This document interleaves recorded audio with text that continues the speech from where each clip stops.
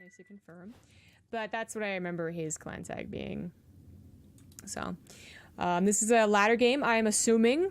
And this is given to me by Diesel, someone you see a lot in chat, I'm sure, especially if you're a fan of MCanning. And apparently it's going to be a TVP, so let's get into it.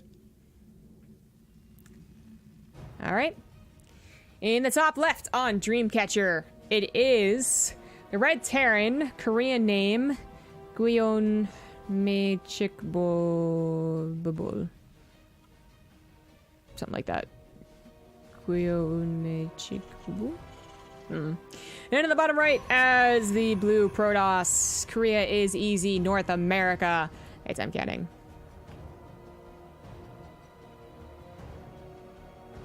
Yeah, so what would impress CG the most and also become Kier GM? That's true. That would impress me the most. Apparently MCanning lets his girlfriend play on his account? Pfft. Would never let anyone touch my account. God. So we're gonna see what's so interesting about this, I guess. What makes it so epic? And it was suggested to cast. Until we see who it is, or not who it is, why it is so epic. Some background, not in this player. I have no idea who this Korean player is, just Korean. Who maybe understands English, because MCanning keeps talking to him. But MCanning, streamer, good player. Recently underperformed in WCS. He was pretty beating himself up about it, but he is a solid player and always an entertaining one too. Best known for his disruptor use, but disruptors have long since been changed to his heartbreak. So we'll see what he does versus this Terran today. Dreamcatcher is such a weird map. Honestly, it's actually a good map at this point. I'm willing to say that, but it freaks me out every time I play on it. There's some good things about it, right? Like, okay, you can kind of be like a little bit turtly and you can play safe and break down these rocks, and then there's only a pathway up here, which is a choke, or down here, which is a choke. But then, on the other hand, there's so many avenues of attack on this map. This one is the most obvious down the middle, but there's like these tiny chokes. Not many people use it. And then your third and fourth bases are kind of far away from each other. So sometimes there's a Zerg, like, going to be hard to take, or as Zerg, they can be hard to take, actually. They're just not super, super easy. And then you have this weird mass amount of dead space. I've been proxy targeted with this dead space. So, it's pretty bad.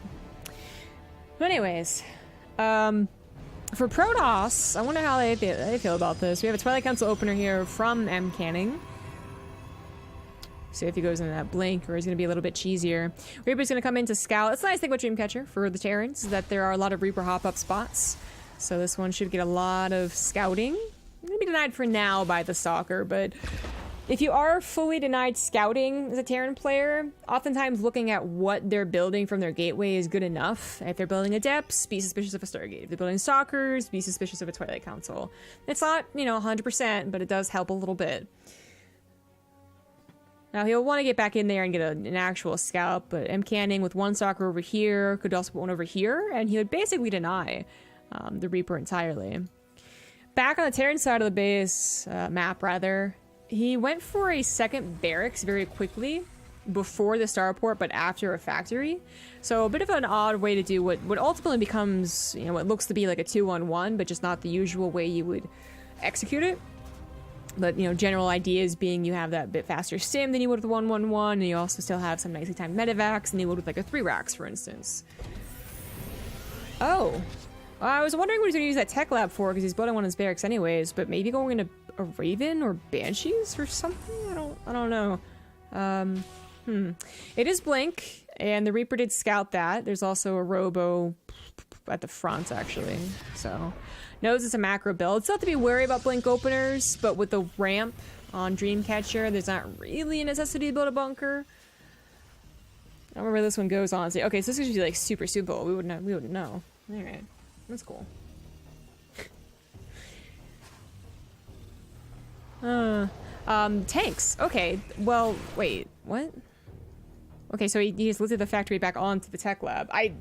Initially I assumed tanks because he was building his own tech lab for his own barracks, so I was like, okay, tanks, that makes sense. But I guess maybe some indecision or habit kicking in or something like that. I don't know. But now this is looking like a normal... This is what you would see in a normal Terran's base nowadays for people who like to tank push.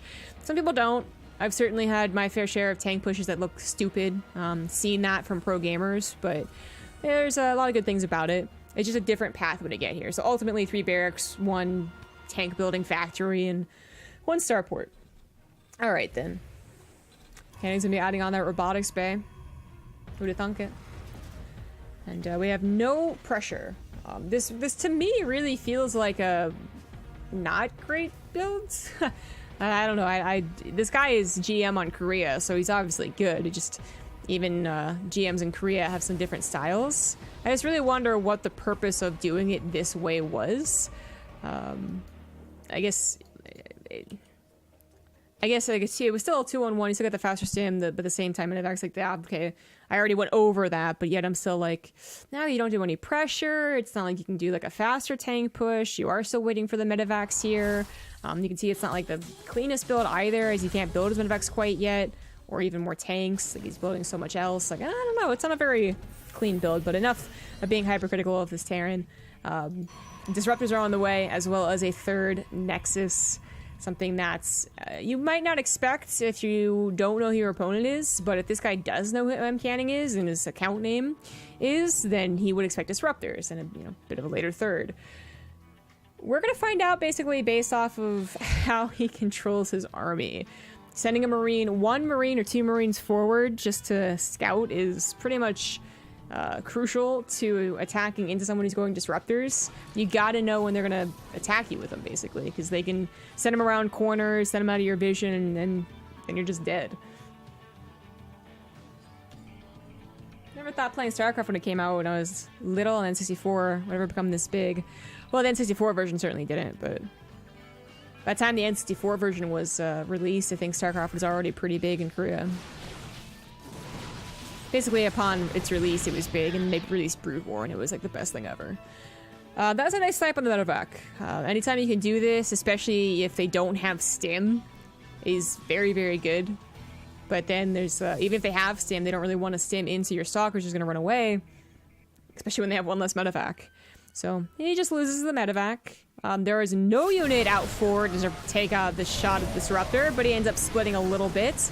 The tanks still get into a decent position in that choke, and MCanning was not quite ready to defend this 3rd base. It ends up hitting at still a nice timing, regardless of the kind of oddness of the build where he got to. He's getting to the normal, 3rd base timing, extra barracks. MCanning sees all of this. 2 drops headed towards the main. What is there to defend? A single stalker right now is being warped in. The observer does not quite see this, but oh, the 6th sense is real. Almost kills it. But honestly, does so much damage to it that it's still substantially helped out. Now the problem is we have an attack coming from the north, getting the 3rd base again. It's already killed once, now it's killed a 2nd time, not canceled. And MCanning, what are you gonna do here? You're gonna clean up the drop on the main. But then what? I mean, that 3rd base is now a serious problem. Losing it once, if you don't use your army to save it, can be okay. Losing it twice is when you're thankful you have an army because it's the only thing going for you. Now you just have to counterattack. And with MCanning having Resident Glaives, Disruptors, and what is about to be the option of Archons with a Dark Shrine, I think he should just counter. Hope that's, killing the 2 medevacs in the main was enough damage. It really does suck, though, that he was unable to kill anything or much at all from the right side attack, but he did take out 2 medevacs worth of units for not too bad of a cost of his own, and those disruptors are still going to make things so complicated. Even army supply, better upgrades for the Terran, but the disruptors could change everything. Stalker's going to look for free pickoffs, maybe a Wouldn't Mind tank medevac. Those are the high priority targets. We have a stand-in from our Terran. What is he doing? Why is he doing this? What? That's not how you engage versus disruptors, if that's was something you needed explained to you. He's about to throw this game. That was a good chunk of supply, and now the adepts are also maybe distracting him a little bit as his tanks were not sieges. Wouldn't Minds were not burrowed. The tank gets 1 shot off, and this might be good enough. MCanning with the counter doesn't need a 3rd base to win this game. He would probably really love a Warp Prism. I think that's the only thing that he's missing here. But he has done some pretty nice damage to the army. Still is forced to retreat. Luckily, Disruptors can help you with that. Now that they have a decreased cooldown, they attack faster. They're actually very obnoxious in that regard.